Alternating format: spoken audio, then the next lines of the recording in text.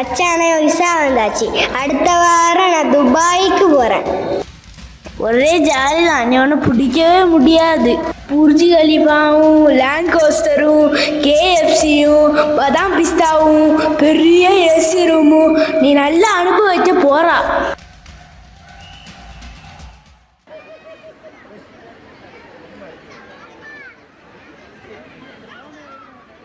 சரி, நல்லபடியா போயிட்டு வா. போயிட்டு போட்டோ அனுப்பு.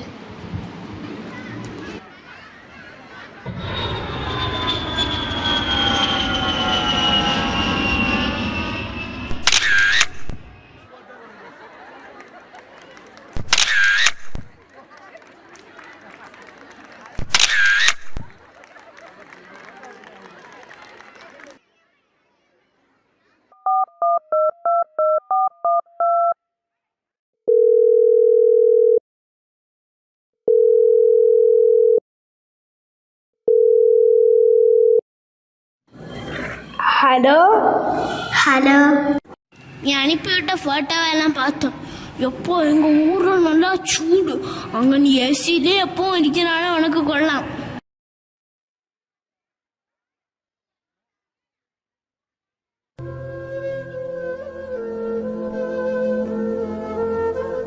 ஒரு வருடத்திற்கு பிறகு.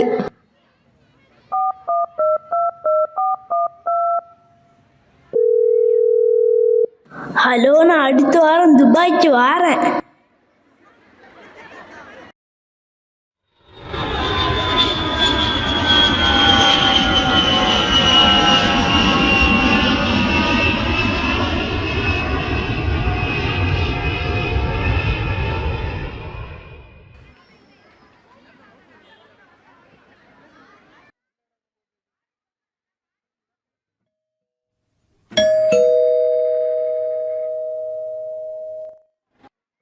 உள்ளவா நுஹ்மான். இதான் ரூமா? இதில் எப்படி இருக்கிறது?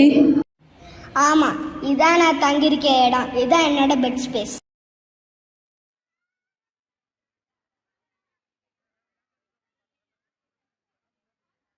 அப்போ சாப்பாடு? இன்னைக்கு மெஸ்ஸில் தாலும் குபூஸும். இங்கே மெஸ்ஸில் என்ன செய்கிறாங்களோ அதை தான் நம்ம சாப்பிடணும். அப்போ தான் ஏதாவது மிச்சம் பிடிக்க முடியும்.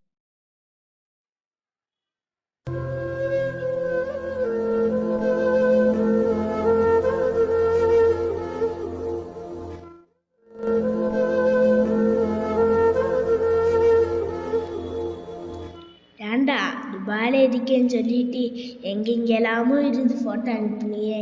நீ தங்கியிருக்க இடத்த ஒரு தடக்கையாச்சும் ஃபோட்டோ எடுத்து அனுப்பினியா?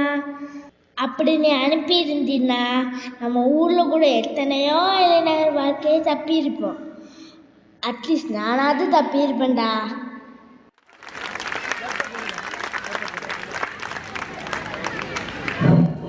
சரி, எப்போ ஊருக்கு போகிறா?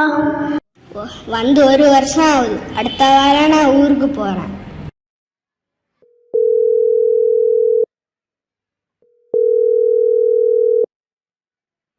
ஹலோ, சொல்லு.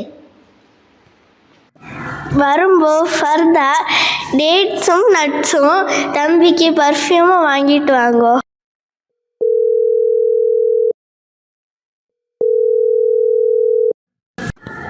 வாப்பா, எனக்கு நிறைய டாய்ஸும் மிட்டாயும் வாங்கிட்டு வாங்க.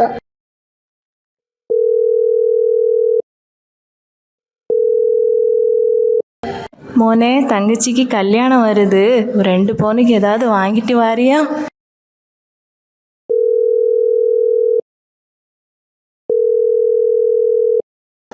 நீ கொடுத்துட்ட ஃபோன் நாசம் ஆகிட்டு லேட்டஸ்ட்டாக வந்திருக்க iPhone 16 Pro Max வாங்கிட்டு வா.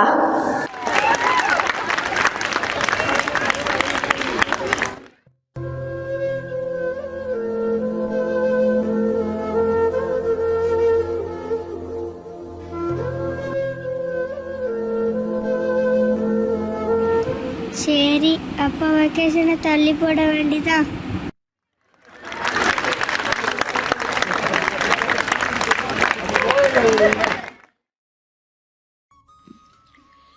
வெளிநாடு என்றாலே குடும்பமாக வெளிநாட்டில் வசித்துவிட்டு வெக்கேஷன் வரவே பிடிக்கல என்று சொல்லும் உறவினர்கள்தான் நமக்கு ஞாபகம் வருவார்கள்.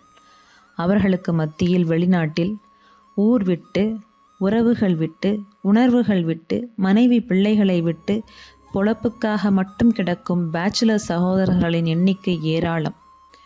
1-2 ஆண்டுகளின் பிரிவை ஒரே மாதத்தில் வாழ்ந்துவிட்டு அடுத்த வனவாசத்துக்கு தயாராகும் அவர்கள் மனநிலையை பெரும்பாலும் நாம் புரிந்து கொண்டதே இல்லை. என்னதான் டெக்னாலஜி வளர்ந்து வீடியோ கால் வழியாக தொடர்பிலே இருந்தாலும் தந்தையின் ஸ்பரிசத்தை அவர் பிள்ளைகள் உணர முடிவதில்லை. ஊரில் சம்பாதிப்பதெல்லாம் கஷ்டப்பட்ட முதலாகவும் வெளிநாட்டில் சம்பாதிப்பதெல்லாம் இலகுவான பணமாகவும் தான் கணக்கிடப்படுகிறது. பெரும்பாலும் அவர்களின் கட்டுப்பாடுதான் நமது குடும்பங்களின் செலவு. கொண்டு வரும் பெட்டிகளில் உள்ள சாதனங்களோடு அவர்கள் பாக்கெட்டுகளும் காலியாகி போன போதும் பெட்டிகள் வருவது வந்து கொண்டேதான் இருக்கிறது.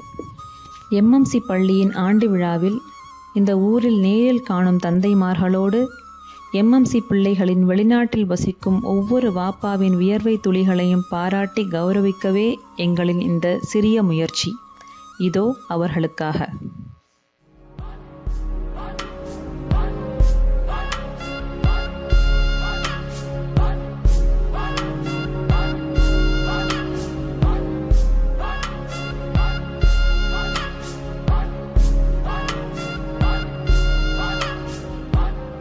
உந்தன் தேசத்தின் குரல் தொலை தூரத்தில் அதோ செவியில் விழாதா?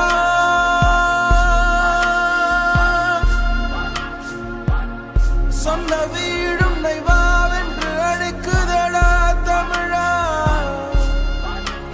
அந்த நாட்களை நினை, அவை நீங்குமா உனை நிழல் போல் வராதா? அயல் நாடும் தன் வீடல்ல விடுதியடா தமிழா.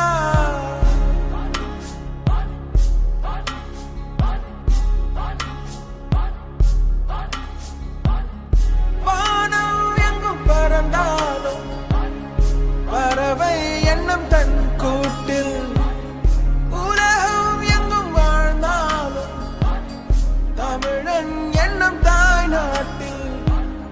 சந்தர்ப்பங்கள் வாய்ந்தாலும் அங்கு செல்வ மரம் காய்த்தாலும் உள்மனத்தின் கூவல் உந்தன் செவியில் விழாதா?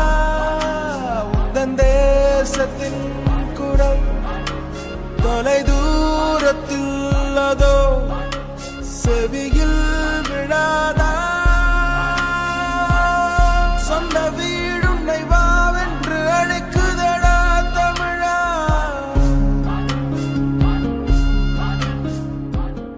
கண்ணாமூச்சி ஆட்டம் அழைக்க, சின்ன பட்டாம்பூச்சி கூட்டம் அழைக்க, தென்னந்தோப்பு துறவுகள் அழைக்க, கட்டி காத்த உறவுகள்